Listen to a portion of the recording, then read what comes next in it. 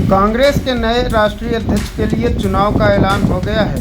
तय कार्यक्रम के मुताबिक 19 अक्टूबर को कांग्रेस के नए अध्यक्ष का ऐलान हो जाएगा।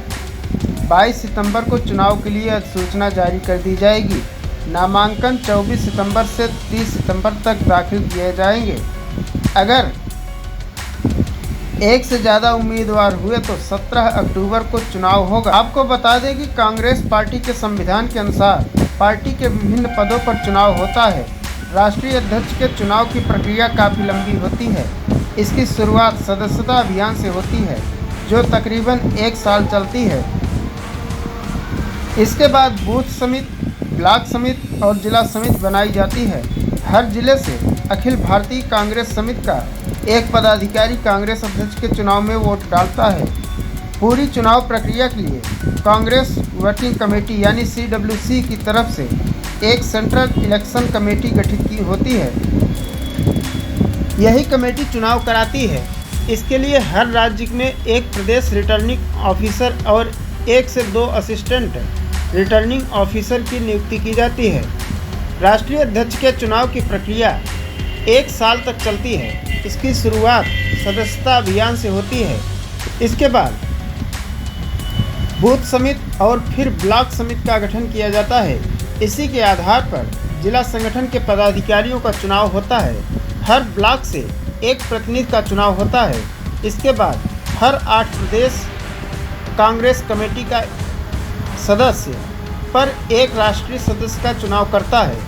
AICC यानी ऑल इंडिया कांग्रेस कमेटी और PCC यानी प्रदेश कांग्रेस कमेटी का अनुपात 1:8 होता है। PCC सदस्य प्रदेश के अध्यक्ष का चुनाव करते हैं। 2017 में हुए संगठनों के चुनाव में PCC सदस्यों की संख्या 9000 थी, जबकि AICC सदस्यों की संख्या 1500। यही मिलकर राष्ट्रीय अध्यक्ष का चुनाव करते हैं। कांग्रेस अध्यक्ष पद के चुनाव के लिए नामांकन करने की भी अलग शर्त होती है। इसके अनुसार किसी भी नेता को नामांकन करने के दौरान 10 PCC समर्थकों का समर्थन होना अनिवार्य है। यही सदस्य प्रस्तावक बनते हैं। इसके बाद नामांकन की स्क्रूटनी होती है। अगर सब कुछ सही रहा तो उम्मीदवारी पक्की हो जाती है।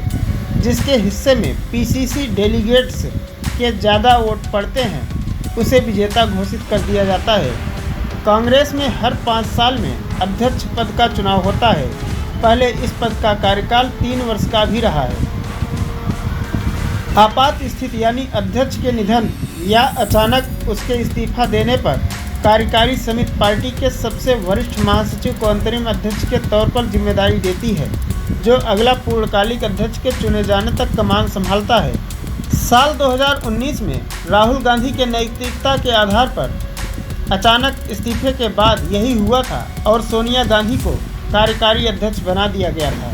वहीं भारतीय जनता पार्टी में राष्ट्रीय अध्यक्ष का चुनाव प्रदेश संगठनों के चुनाव के बाद होता है। नियम के मुताबिक अगर 50% राज्यों में संगठन का चुनाव हो गया है तो राष्ट्रीय अध्यक्ष का चुनाव कराया जा सकता है। एक राष्ट्रीय अध्यक्ष का कार्यकाल 3 वर्ष के लिए होता है। नड्डा ने साल 2020 में पार्टी की कमान संभाली थी। जनवरी में उनका कार्यकाल खत्म हो रहा है। भारतीय जनता पार्टी के संविधान की धारा 19 में राष्ट्रीय अध्यक्ष के चुनाव की व्यवस्था है। इसके अनुसार राष्ट्रीय अध्यक्ष का चुनाव एक निर्वाचक मंडल कराएगा। इसमें राष्ट्रीय परिषद और प्रदेश परिषद में वर्णित सदस्य होते हैं। राष्ट्रीय अध्यक्ष वही बन सकता है जो कम से कम 4 अवधियों तक पार्टी का सक्रिय सदस्य रहा हो, न्यूनतम 15 वर्ष से पार्टी का सदस्य हो। राष्ट्रीय अध्यक्ष पद की योग्यता रखने वाले किसी नेता का नाम निर्वाचक मंडल में से कुल 20 सदस्य प्रस्तावित करेंगे। यहाँ यह भी जरूरी है कि यह संयुक्त प्रस्ताव कम से कम 5 राज्यों से भी आना चाहिए जहाँ चुनाव हो चुके हों। भाजपा के संविधान की धारा 21 के अनुसार कोई भी शख्स 3 साल के 2 कार्यकाल तक ही भाजपा का अध्यक्ष रह सकता है। प्रदेश कार्यकारिणी परिषद समिति के पदाधिकारी और सदस्यों के कार्यकाल की भी 3 वर्षों तक निर्धारित की गई है। Bureau report, Prayagraj 24x7 news.